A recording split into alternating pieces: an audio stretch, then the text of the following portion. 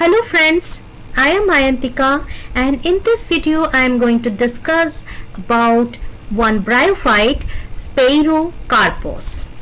We know that bryophytes, they are intermediate between algae and pteridophyte, which means that these bryophytes will have both features, aquatic features as well as terrestrial features. For example, the male reproductive gamete, that is the sperm of the bryophyte, it is motile flagellated, which means that they will be requiring water at the time of fertilization.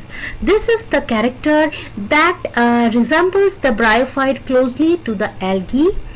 But on the other hand, this bryophyte has got other features that help them to live on land. For example, they have got rhizoids, which help the bryophyte to attach the thallus to the substratum. But on the same side, it also helps in the absorption of water from the substratum. So today in this video I am going to discuss about how the thallus structure of Sphaerocarpus, both internally externally it looks, about the ecological significance of Sphaerocarpus, its reproduction, both vegetative and sexual, and the sporophyte of Sphaerocarpus. So this Sphaerocarpus, it is characterized, it is distinguished from other type of bryophytes by the fact that in the Sphaerocarpus, which is a dioecious species, that is the male reproductive gamete is produced in a separate plant from that of the female.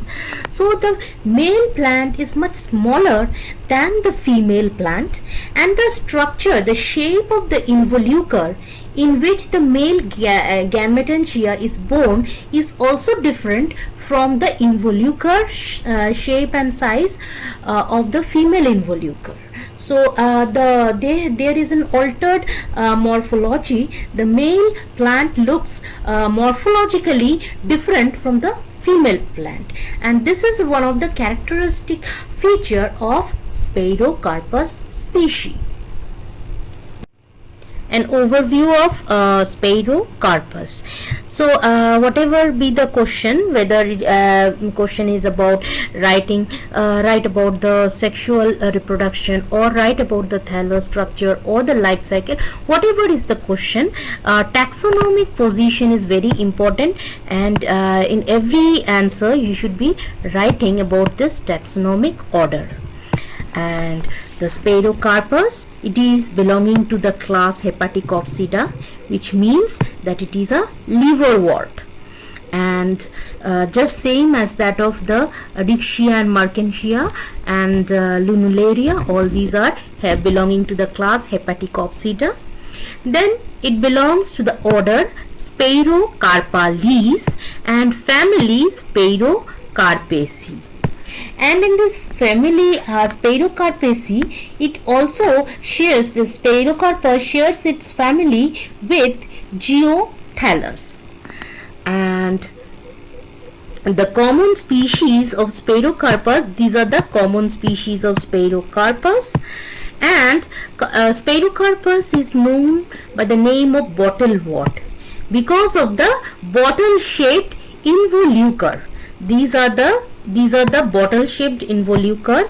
These involucres, they contain inside them the male and the female reproductive organ, and these involucres are quite characteristic of the Sphaerocarpus. That's why it is called the bottlewort. 8 to 9 species are found, and they are annual, that is they are short lived. They are winter annuals, and the sex organs, they appear mostly during the autumn, and after that they dry out in the spring. So this is the habit. It is a winter annual, and habitat, it prefers very moist and cold place, very shaded place, and where it grows luxuriantly as a thick blanket. And it is also very ruderal. Some species they occur along the roadside, so it's a very hardy species. And one thing is that the morphological character, the external feature of the thallus might change, because at the end of the growing season the green color of the thallus it transfers to brownish and then purplish color. Distribution. Global it is cosmopolitan in distribution, that is, it is found abundantly in America, it is found abundantly in Africa, it is also found in Europe, but unfortunately in India we do not have Sphaerocarpus. The ecological significance of Sphaerocarpus. Some of the species of Sphaerocarpus they are getting endangered, critically endangered due to habitat loss. But this species, that is the this genus, that is the Sphaerocarpus, they do not secrete any anti-bryophyte chemical. For example, earlier we have learned about lunularia, which secreted lunularic acid that inhibited growth of other bryophytes. But such type of secondary metabolites are not produced in the Sphaerocarpus, and we see that the Phaeoceros they grow along. This is another bryophyte. It's a hornwort that is found to be growing in closely to this Sphaerocarpus. So it does not have any anti-bryophyte compound, anti-bryophyte secondary metabolite. And the Sphaerocarpus tenus, it is found to be growing along the roadside, and just because of this fact it is a ruderal indicator, which means that it is a species that grows in a highly disturbed soil. So this is an indicator of, it is a ruderal species, an indicator of disturbed soil. So externally the thallus of the Sphaerocarpus, it is prostate. It grows prostate to the ground, and it is dorsiventrally flattened. Just like Riccia and Markensia, the thallus is also dorsiventrally flattened.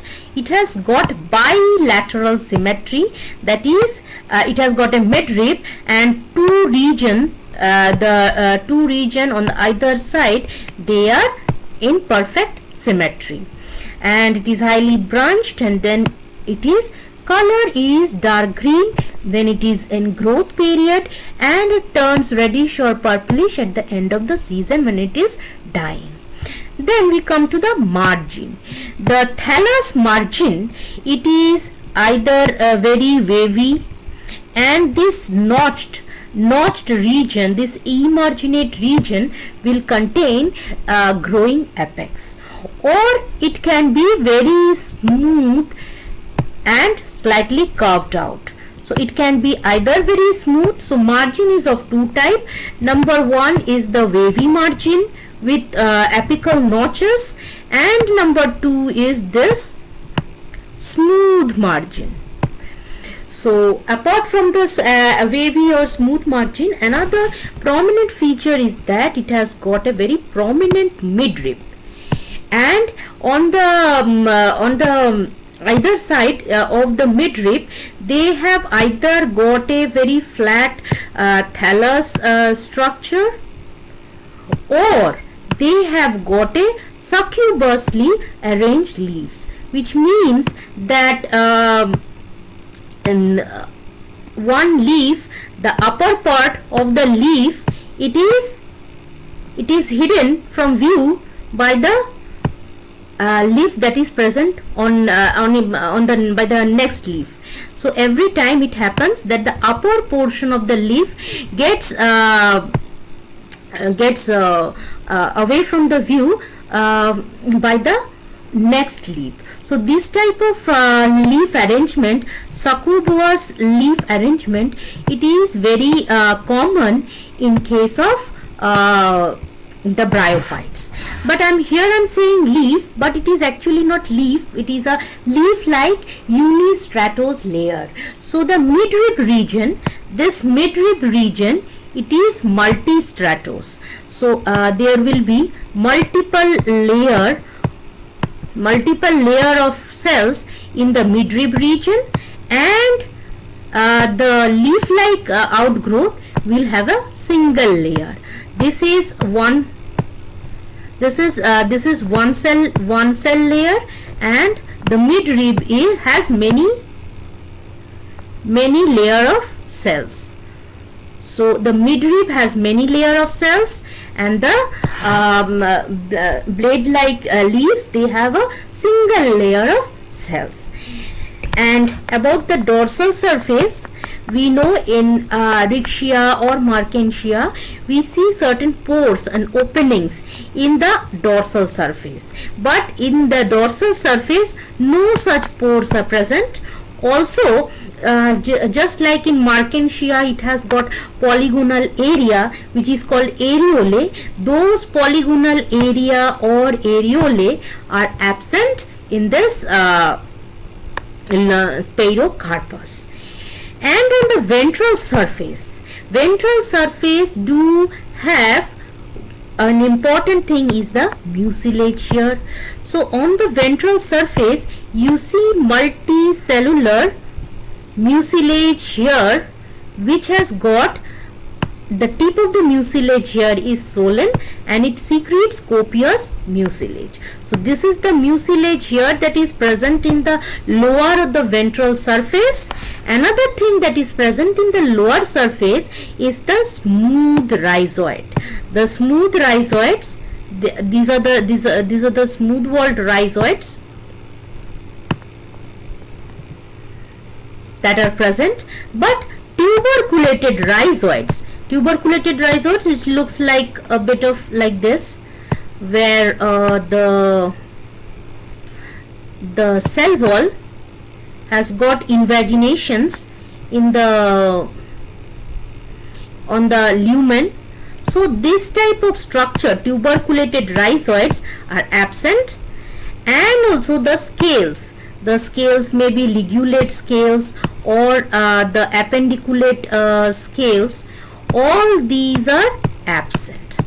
So the ventral surface has got two structures, mucilage here and smooth rhizoids, and what it does not contain is the tuberculated rhizoids and any type of scales.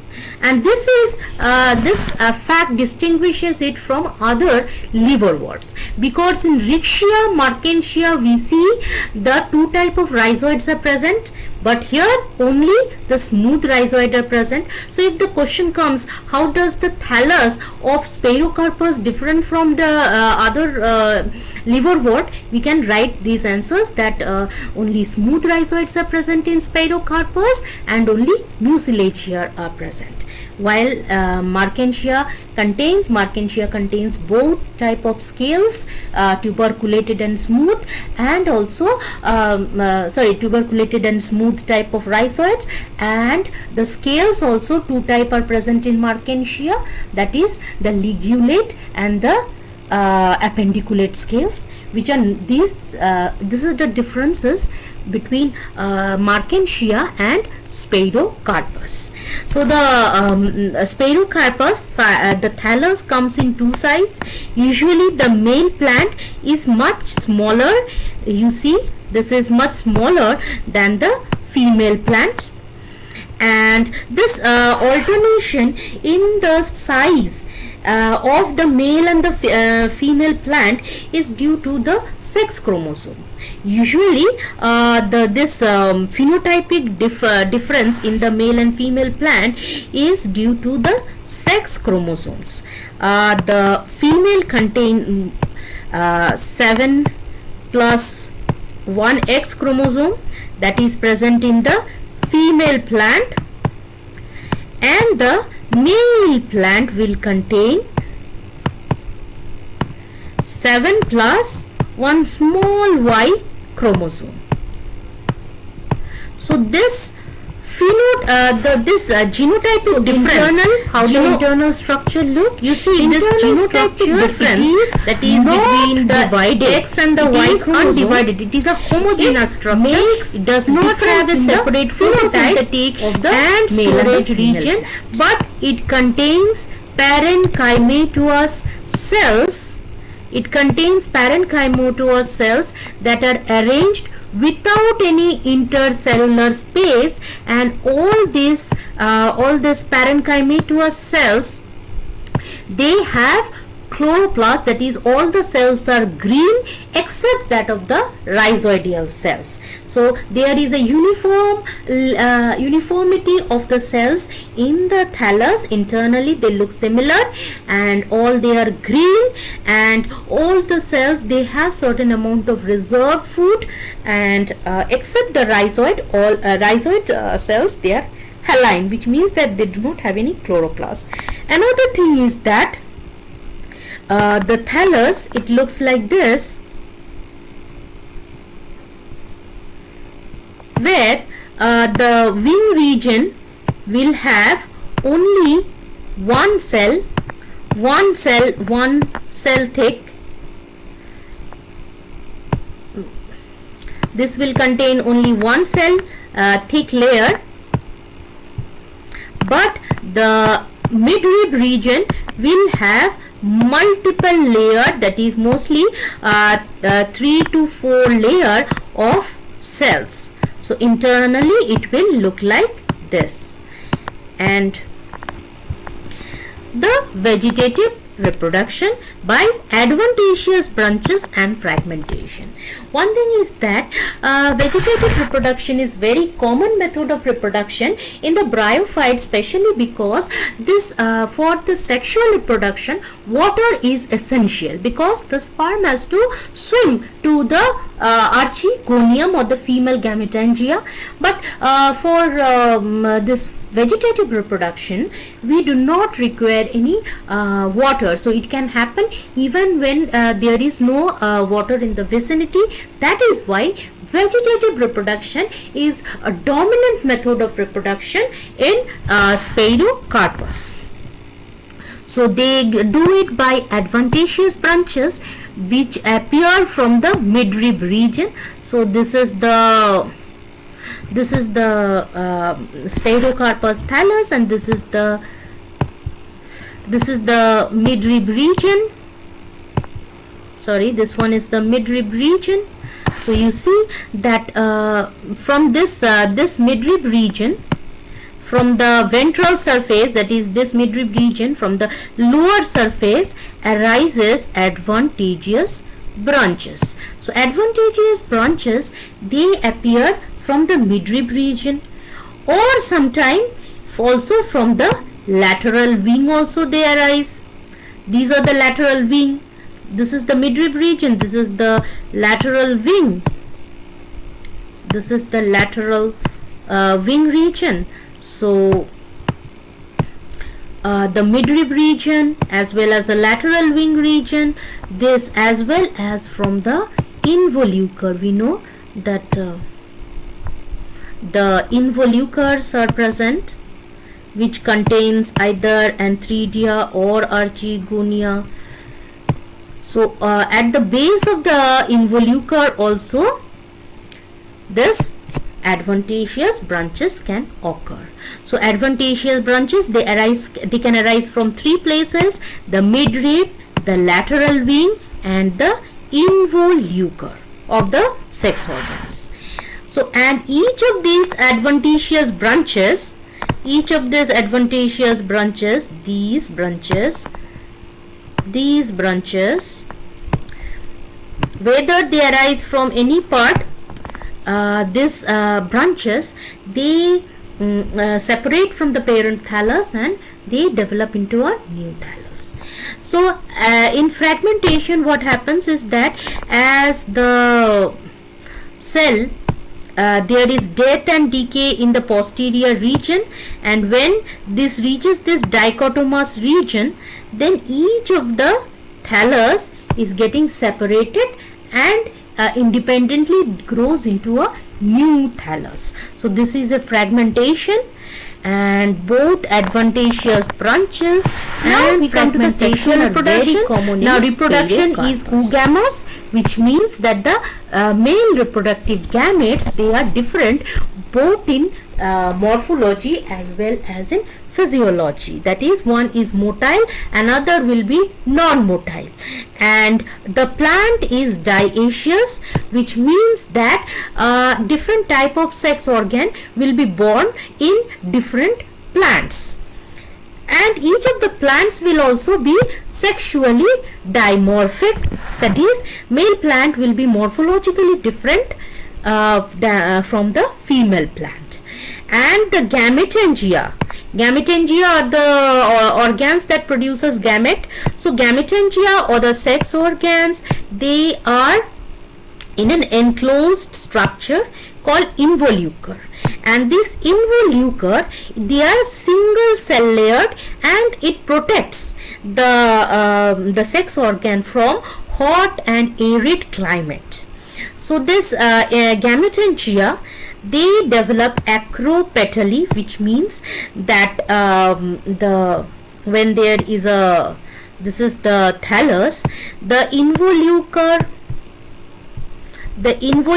that is formed at the apex is the youngest. This one is the youngest, and involucre that is formed at the base is the oldest.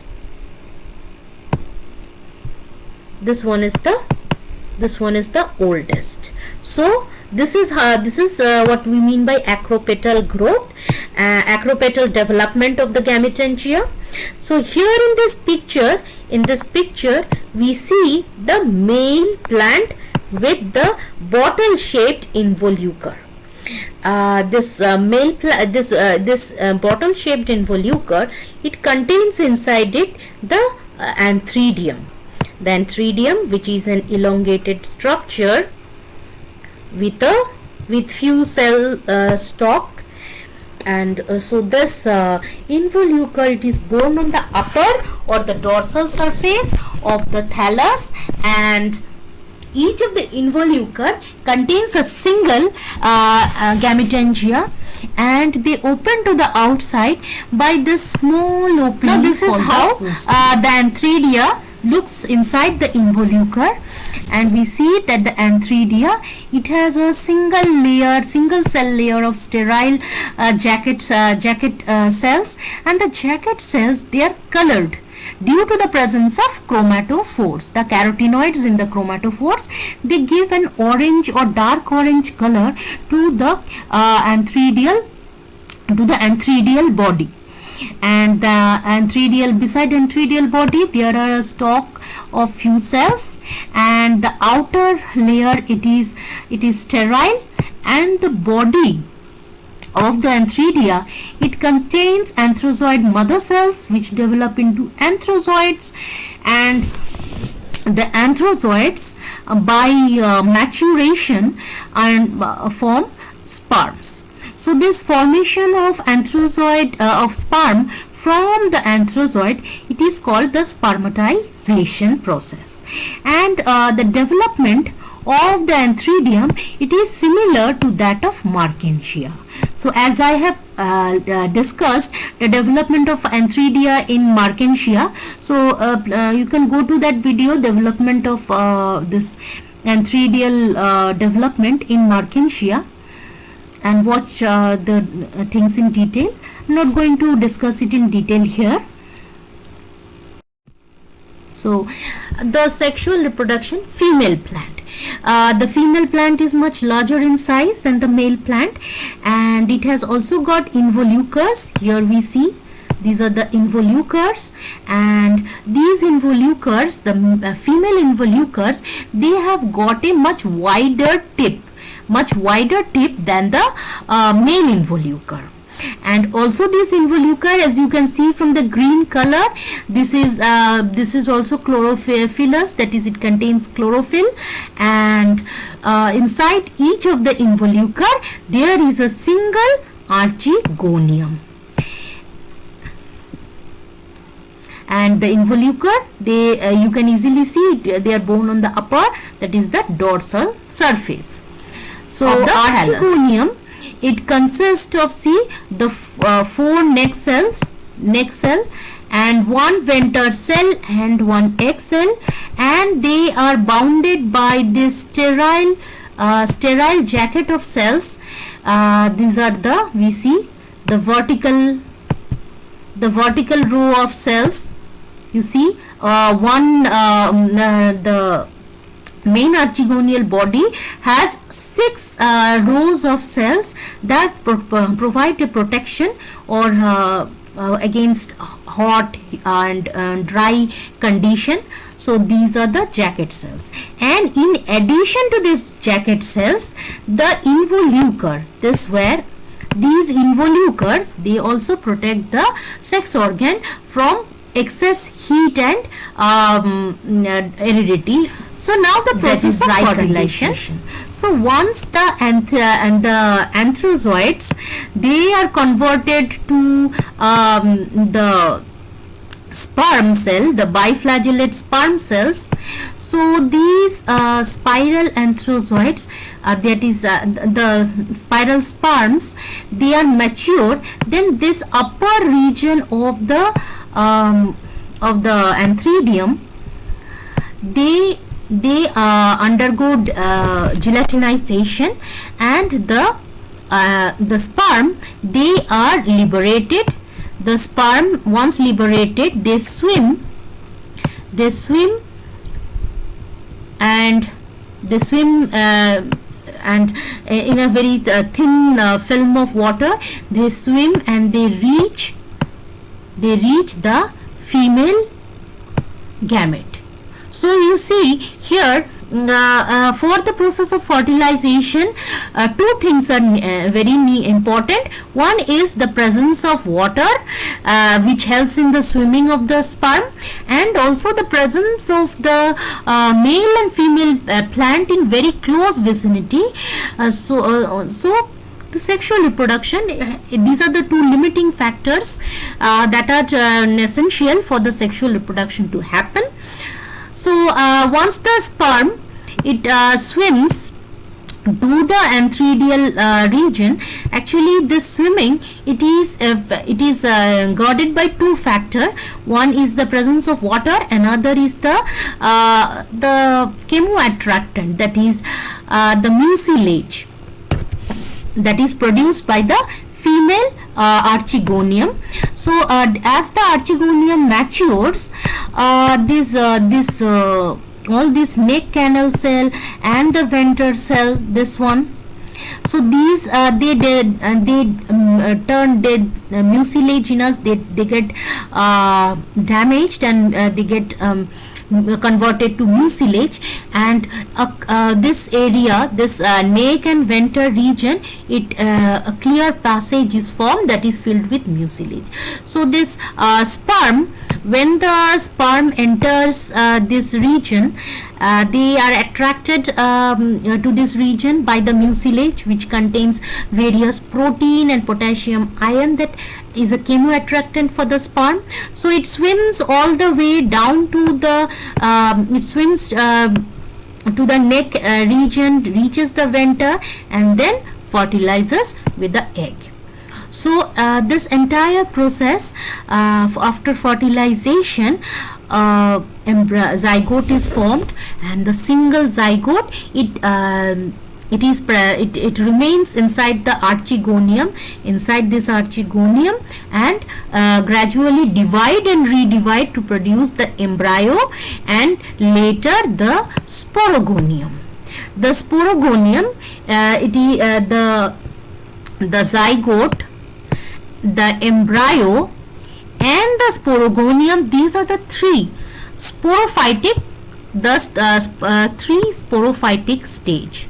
So the sporogonium, it is divided into food seta and capsule region. So this is how the sporophyte embryo, the sporogonium embryo. So it is divided into which is this region, and so this lower hypobasal bulbous in structure. So the upper epibasal region, just like other bryophytes, tier of cells of the sporophyte, capsule it has two functions. And one is the lower, that is the hypophyte region embryo, and another is absorption of food, because we know that the sporophyte, that is the 2N generation, diploid generation, it is dependent upon the gametophyte or the haploid generation for its nutrition. It is nutritionally dependent. So absorption of food is very much essential, and that essential function is done by this food.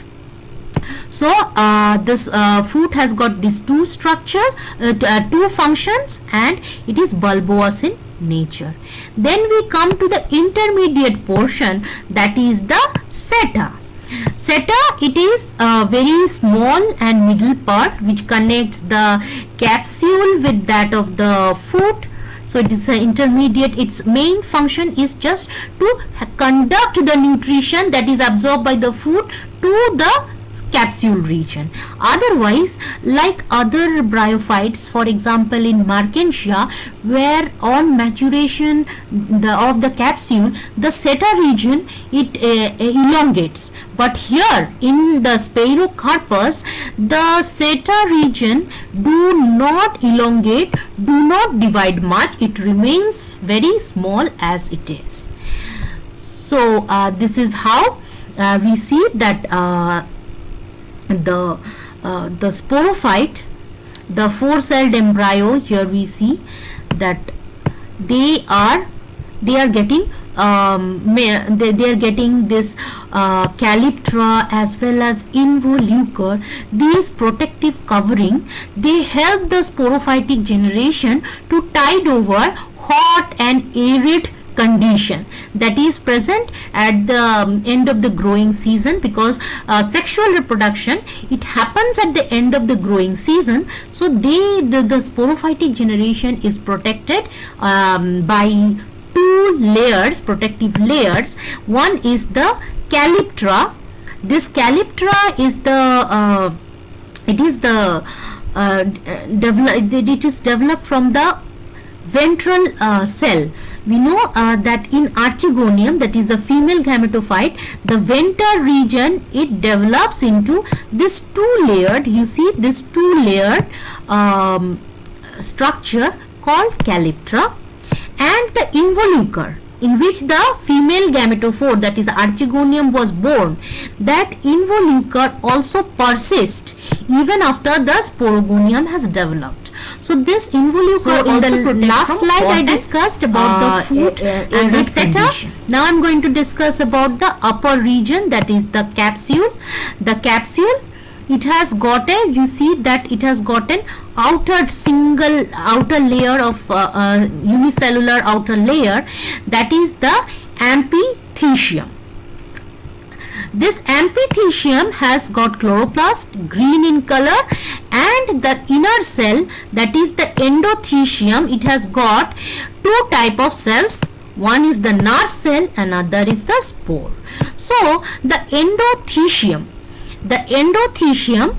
it is diploid in nature, and it divides by two processes. One is it divides by meiosis, that is reduction division, to form the spores.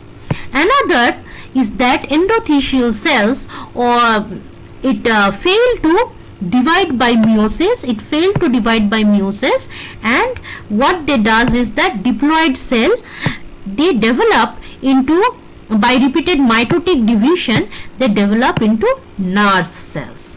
So the endothecium develop into two processes. One is the reduction division that produces the spore.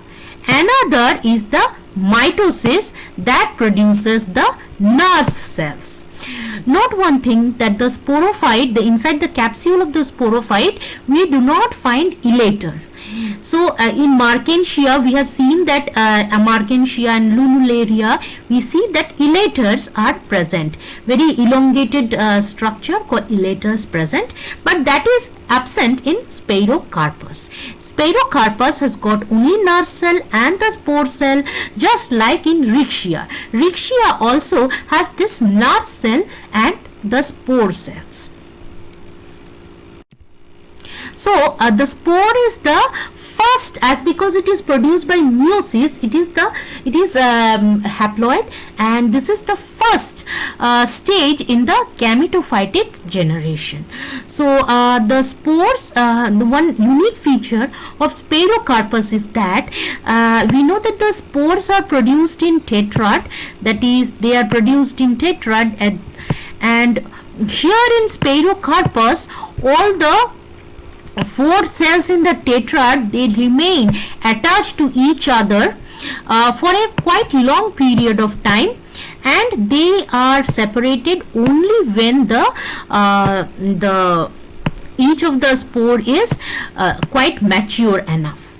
So the spores are yellowish in color, and they of these 4 cells in the spore tetrad, 2 of the spores develop into male, another 2 develop into female.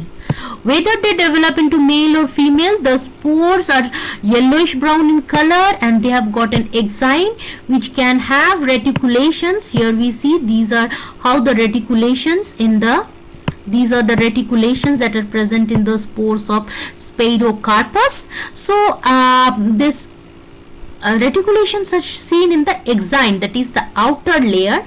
We know that the spores in the Sphaerocarpus has an outer exine and inner intine. Exine is thicker and intine is thin, and so at the time of germination, the exine, they have a region from which the germ pore, that is a germ pore, and from this germ pore area germ tube develops, and this germ tube, it elongates, and then it undergoes septation or wall formation at the tip of the germ pore, at the tip of the germ tube, and so this at the tip of the germ tube, a septation is formed, and it divides it into 2 unequal cells. So the large cell with this scant cytoplasm, it develop into a rhizoid, and this upper smaller cell with a dense cytoplasm, it forms the thallus. So the thallus of the Sphaerocarpus, we know it is a golf T shaped structure. So that this germ tube, it develops into 2 cells, that is the rhizoidal initial, so this and was the thallus initial, and the thallus, where we can recollect like that Sphaerocarpus has got dimorphic, that is male and female plant, which is morphologically different, that is a characteristic. The involucre of Sphaerocarpus, it is also a characteristic of Sphaerocarpus, and another feature of Sphaerocarpus is that the seta, the middle portion of the sporophytic plant, the seta is very small, and Sphaerocarpus does not have elater, but it has nurse cells. And this Sphaerocarpus, the external morphology between male and female, it is controlled by the X and Y chromosome, that is the sex chromosomes. So do write it in the comment section how you like my video. If you like it, do share it with your friends, and please do subscribe, because your subscription will encourage me. I have made other videos about other bryophytes, and all link I have put in the description box. Thanks for watching this video.